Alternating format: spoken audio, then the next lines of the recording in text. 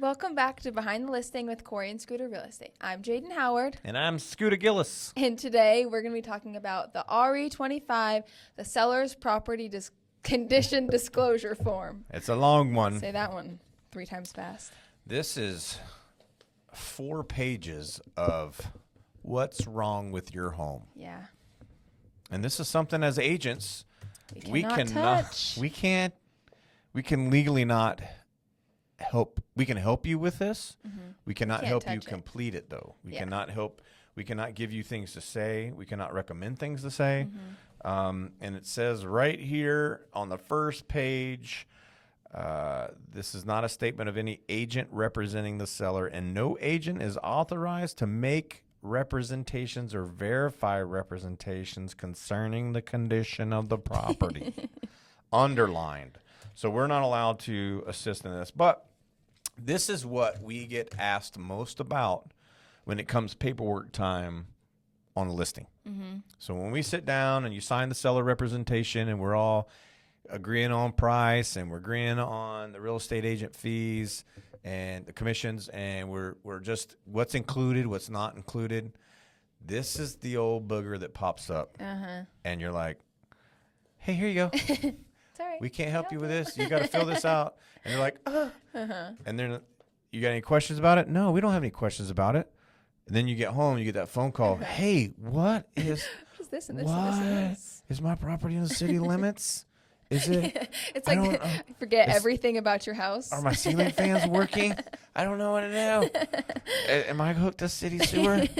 So, yeah. So basically, what this is, it is kind of self-explanatory. There's a lot of legal jargon on the first page at the very beginning, but it is disclaimers on what you are responsible for as a seller when selling real estate in the state of Idaho.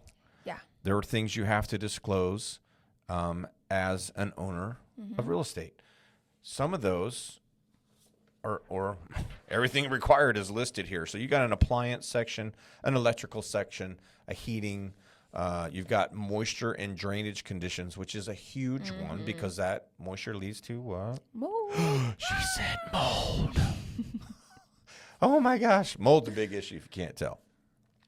You've got siding section. You've got the hazardous. Ooh. Not Duke's a hazardous. Hazardous. Jaden doesn't know what Duke's a hazard. I've heard the name. Oh, I don't know gotta what get it used is. to that. Duke's a hazard, baby.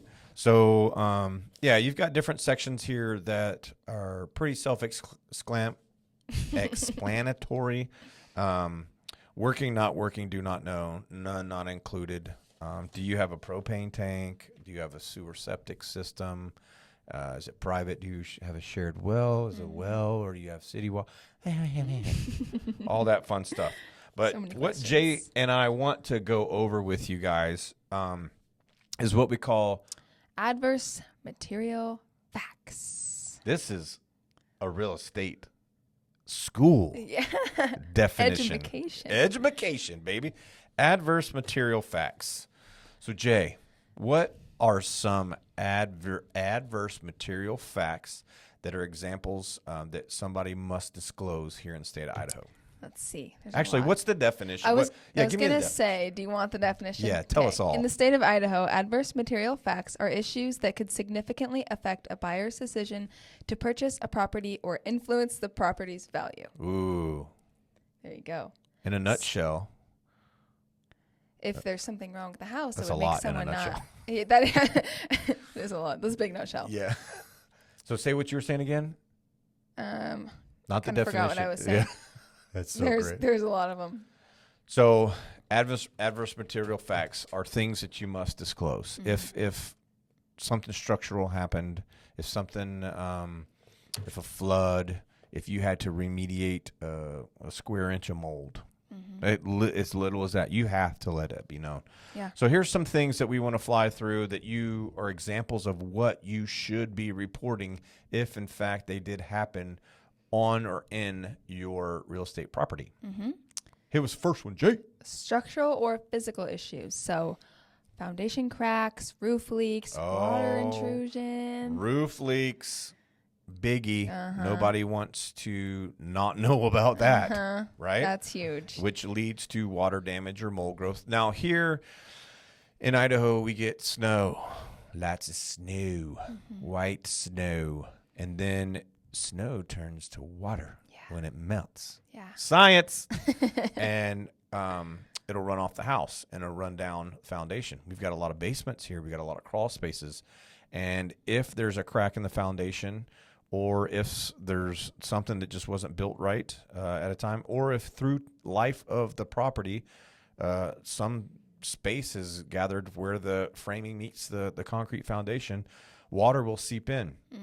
That's why we love leads to gutters. bad things. I know. That's why we love gutters. Exactly. Get gutters or some filtration system along the side of the house. But anyway, that will drip down from the roof into the foundation and cause water intrusion. And you may not know.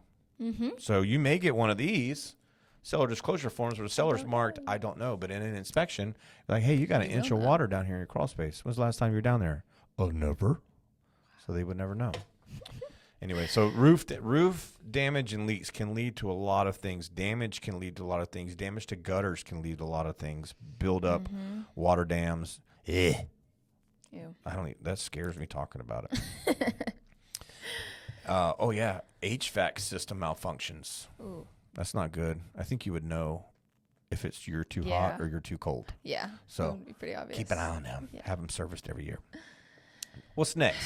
Environmental hazards. Ooh. So if you're in a flood zone, contaminated soil or water. Did you know that any house built before 1978, it's a federal law that you must have a lead paint disclosure? I did. Because there was lead in the paint before 1978. I know. Did you hear that? I'm Yeah. a poet, didn't even know it. There's lead in the paint before 1978. That's a perfect way to remember it. Yeah. So if your house is older than 1978, you will get a disclosure from your agent that you've got to complete, that you either knew it had that or you don't know that it had it. And if you did know, you've got all the documentation and you're passing that on. And if you didn't know, you don't have any documentation. And then there's this giant federal brochure that we have everybody initial. Is it like 9 pages? It's forever long, and it's not fun to You read. just have to print them out for agents. It's literally going back to middle school. You're reading something you do not want to read.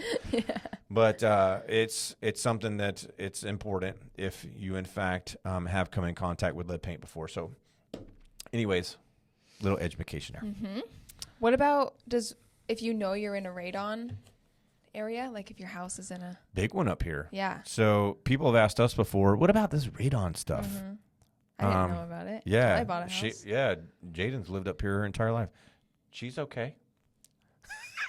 Depends No who you radon ask. issues here. You're glowing. Jaden was wrong.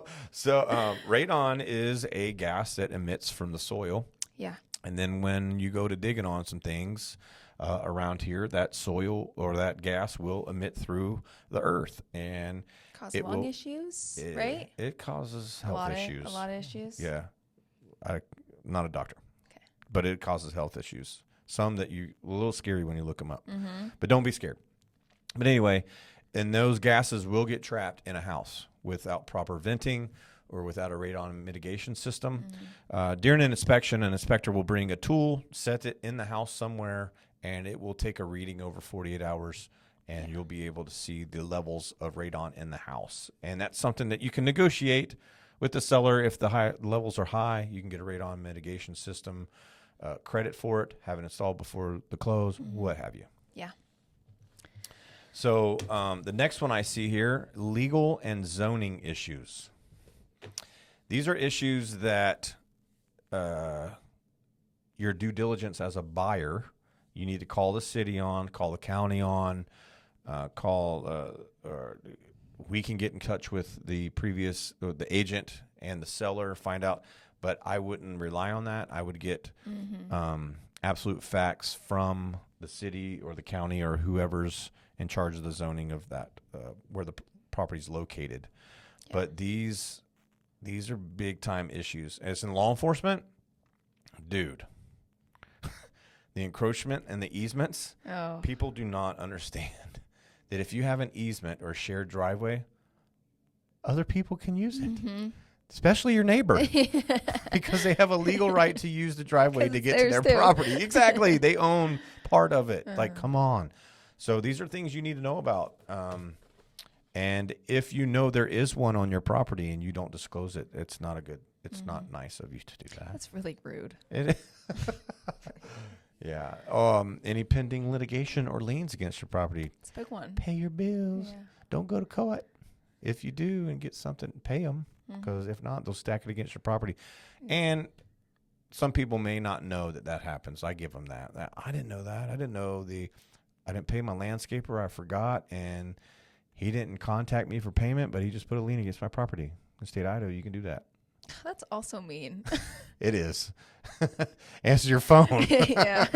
But so there's different things like that you need to pay attention to. Yeah. What else? Last one? Yeah, you need to share all that. Yeah. Absolutely. Yeah. Yeah. I don't think you have this one. Neighborhood or location factors. Ooh, talk to me about it. So nearby developments that could affect property value, like landfill, the prison, freeway expansion. You don't want to live by a prison? They don't escape. Just get a big dog. There you go. Yeah. They use big dogs to chase prisoners. I used to work at prison. What about the prairie, dude? If you're buying a house, would you want to know that the 2-lane road behind your house is going to be 7-Eleven's going in your backyard? You don't want to live by Slurpees. You can get Slurpees all day long. 7-Eleven in your backyard. It's pretty nice. Sorry, I'm trying to make light of it. No, you do not want a 7-Eleven going in your backyard for resale. What's happening up here is there's a lot of development, and a lot of these thoroughfares that were once dirt roads through a farm are now 2-lane roads and are heavily trafficked and are going to be 4-lane roads. Pay attention and get with your agent, who should know these things already or can easily find these things, because you do not want to buy a home, especially for a short-term period of time, say an investment or whatever, maybe as a rental, because it's transportation, travel issues and stuff, right? But you do not want to back up to a 4-lane highway. The traffic noise would be ridiculous. So just know that stuff. Yeah. What else is on there? Well, we kind of covered it. Ongoing or proposed zoning changes. I guess Yeah, that's happening a lot on the prairie too. There's not a lot of people happy about that. Yeah. And then just nearby nuisance properties. You also want to know too, if you're buying a house in a neighborhood, that part of it will be zoned for apartments or heavy residential. I forget. I knew I was going to forget the term of it, but it can be switched from normal residential properties like single-family residence to the zoning switches to where you can house large apartment complexes, and that is a thing that some people don't like to buy into as a long-term owner. So yeah.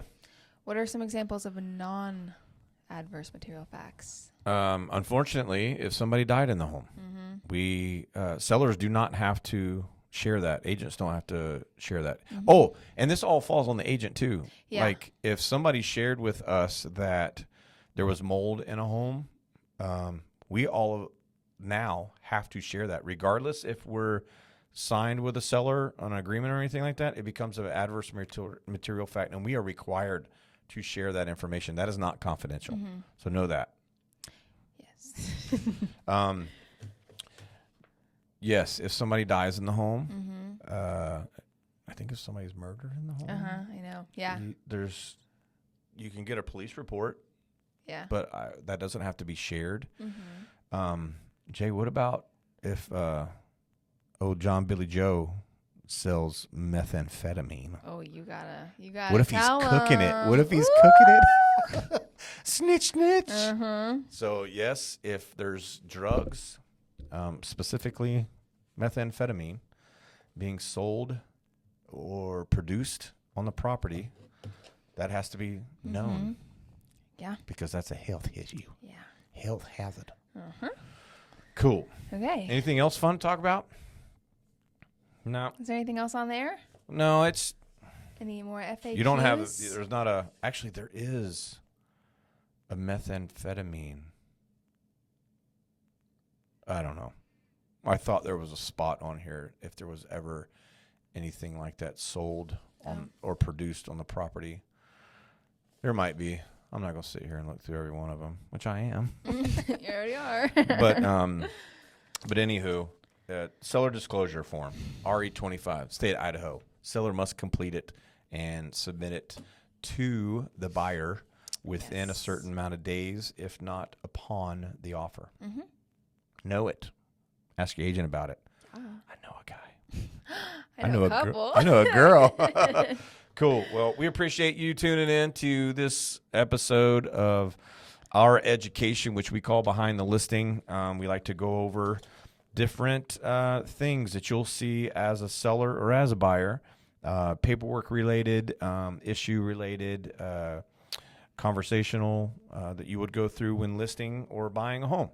So we appreciate you tuning in. Please tell them where they can reach us. You can find us on Instagram, Facebook, TikTok at Corey and Scooter Real Estate, and our YouTube channel, which hopefully you're watching this on, at Corey and Scooter. And yeah, like and subscribe. Boom, clickety, clickety. And while we have these microphones and a platform, we want you to know that Jesus loves you.